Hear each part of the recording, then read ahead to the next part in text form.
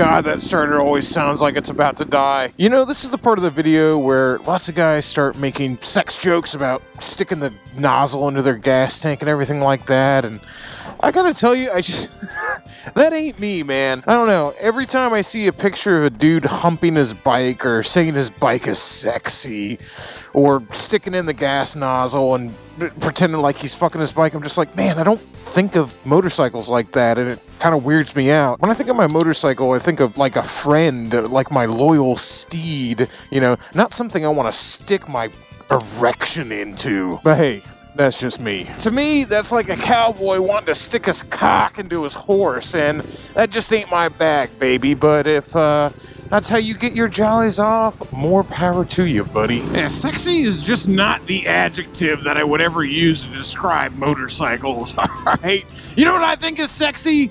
Butts. I like butts, and I like titties. Motorcycles, they're great to look at. Sexy, not the word I would use. And whenever somebody does say, oh, that motorcycle's sexy, all I can think about is that TLC documentary where that dude fucks the tailpipe of his car. Love you, baby. It was love at first sight. But hey, don't get your feelings hurt if you want to call bikes sexy. Knock yourself out, Chief. I ain't gonna stop you. I'm just talking shit because, let's face it, boys and girls, talking shit is what I do. Hell, man, I don't care if your bike gives you a big old greasy booner made from pure love and you want to jack off all over the thing. Hell, you ain't hurting nobody, man. Have your fun. Just remember to clean up when you're done. That stuff can't be good for the finish, all right?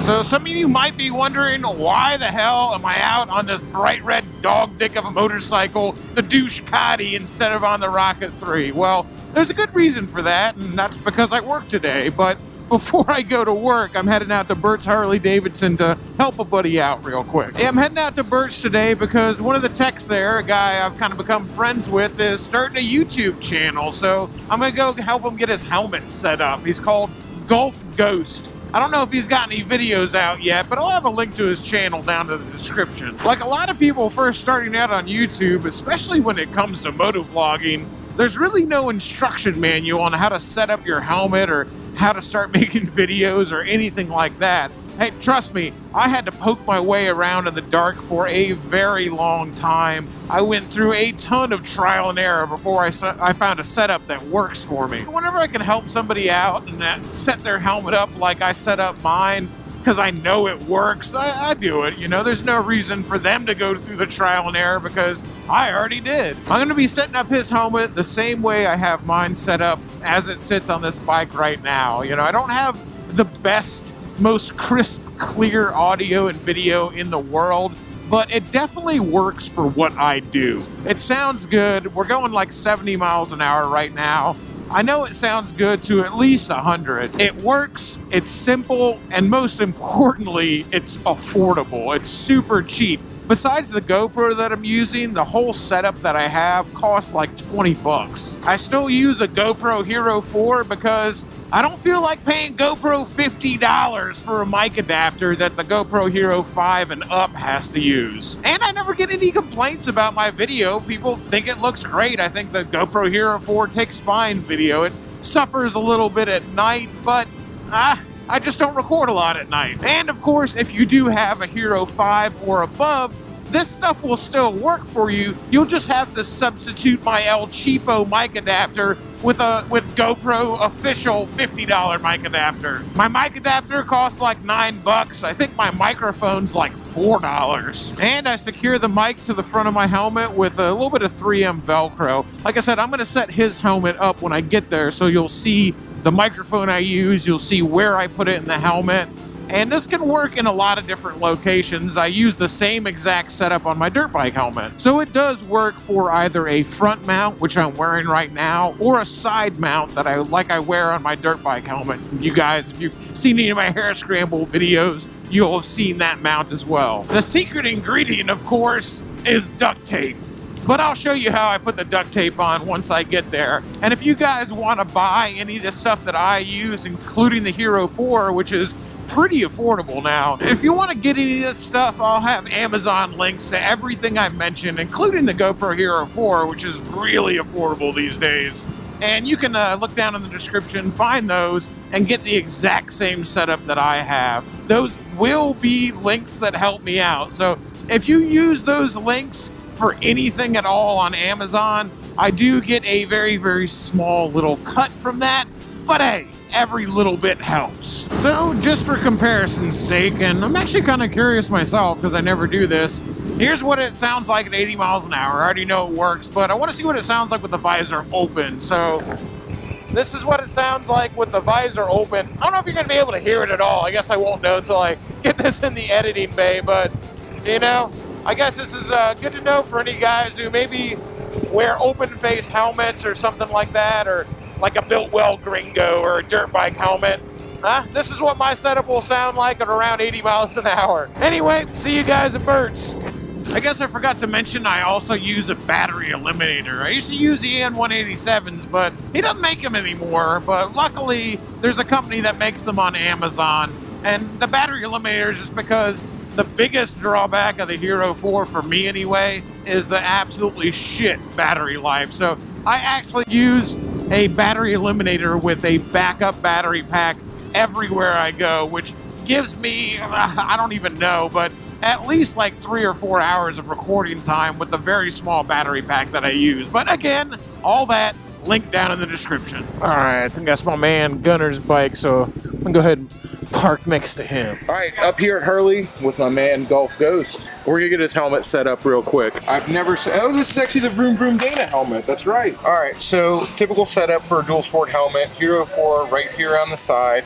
So I'll show you guys on my helmet later so you can see it on a normal helmet, but cool that this is a dual sport so we can set it up a little differently. Here's my adapter, and here's my microphone. Both super cheap. Got our right angle right here into the GoPro, and I'm just setting this in here now because I want to see where this you see this is a gooseneck, where this is going to sit inside. If you can see inside the helmet here, looks like it's going to sit right there, right up against the cheek pad. So that's where I'm going to put my Velcro. Now I can cut my Velcro to size, stick that in there, and that'll be what holds the mic in. All right, remember, only take off one side of the Velcro. You don't want to take off both sides of it because then your beard and your mustache will be sticking to it on the inside, if you have those. Stick that in there, and then set your Velcro right on top of it. And this is how I set up my helmet literally every single time. You can see in there where the top of the microphone is just barely sticking out of the Velcro. That's where you want it. So after you have all that done, here's the other stuff that I do every time. I always use duct tape every time I put this on because it's just cheap insurance. It's so stupid to have a vlog that you work hard on only to go back home and realize that your audio cable fell out or got a little loose and it ruined the whole video. So stick it on right here, go right behind the GoPro. That way this is stuck in, and I just put a new piece on every time. It's fucking cheap, dude. And that way you know your shit's staying in. I also duct tape this together because that's another weak point. I know you can just leave the duct tape on that forever. And boom, that's how I set my shit up. Smash that in there, and you have a GoPro setup that without the GoPro costs less than $20. It's worked for me for years. And so go check out Golf Ghost and see if it works for him, and let me know if it works for you. Back in the garage, I figured it would probably help out some people who don't have a dual sport helmet to see how I set up my personal helmet every time I go out and I do a vlog. So this is a Shoei Neotech. It's a modular helmet, and a lot of guys have questions on how to do modular helmets, but anything that works on a modular helmet will also work on a regular helmet. So I have this case, which is, you'll see, is pretty beat up, pretty dirty. Let me get the camera to focus on it here. I use this off-road and on-road, and you'll see all the residue of duct tape on it. If you want a pretty setup, this is not the one to have. This is just a slim GoPro case, and I've got a hole cut in it here for the audio. This back on here I got from EN187, and it allows me to use the battery eliminator But if you don't have one of these, because I don't think he makes them anymore, you can just modify a regular back door with a Dremel tool and cut out the part needed in order to put the battery eliminator in. Just like I've cut the side here with a Dremel tool in order to use a regular case that didn't have this already in it. This helmet mount that I use here comes as part of a really cheap kit that comes with a bunch of GoPro sticky mounts and other little mounts and a bunch of stuff. I think it's like 20 bucks or something like that, and totally worth it because I use these all the time. They're really strong, they're really great. They have screws in them already instead of like all these little knobs hanging off of everything, and everything else you get in the kit makes it totally worth it. Again, links to all that in the description. Just like you saw in the video earlier, I've got my right angle mic adapter duct taped to my very cheap gooseneck microphone. This is the battery eliminator that I use. It's long, it's bulky, it's just the cord is way too long on it, so I just keep the bulk of the cord kind of wrapped up like that and use it as a very short cord. Maybe someone might sell a shorter cord than this, but this is just the one I have and it works pretty well, so I continue to use it. And of course it's hooked up to a very cheap, very lightweight battery pack. Now this thing lasts me plenty. I mean, you can use a bigger one, you can use a smaller one. The GoPro doesn't take much juice to keep it going, so I just basically use the smallest, cheapest one I have. This is one of my GoPro Hero 4s. Now, I've been using this one pretty much for every video I make for, I would say, gosh, close to 2 years now. This is a Hero 4 Black, but a Hero 4 Silver works just as well, and I really don't see that big of a difference in the video quality. I'm not sure what the going rate of these is on Amazon right now, but I know you can still pick them up for pretty dang cheap. I don't see any reason to upgrade. It still works like a champion, and you don't have to buy the expensive mic adapter. You can still use the old cheap ones. So now I'm going to go through every step of the setup that I do every time I set up my personal helmet to make a video. Once I have my GoPro in here, I go ahead and I hook up the audio right here, and I hook up the battery eliminator into the back right here. Now, to keep these from falling off, again, this is just cheap insurance. I duct tape them on. You can see all the residue here. I duct tape them on every single time. Starting right here, I line it up right with the edge of the lens. That way it's holding this in like that. And then I go across the back to the other side right here. Then I take another piece for even extra insurance because I'm paranoid. There's nothing that drives me crazier than having a video and losing it because something went wrong with the audio or the battery. So I take the other piece, again starting right up there, and I go down and across like that. So this does two things. One, it keeps everything in there and it keeps it from falling out. You know, if you have this duct tape on here, this stuff is not going anywhere. You're not gonna lose your audio. I have it duct taped here as well. And the other thing is that it protects your GoPro from dust and dirt and all the other crap that can get in there. I take this thing off-road all the time. Hair scrambles in very dusty, very dirty, and very muddy conditions. I get rained on all the time.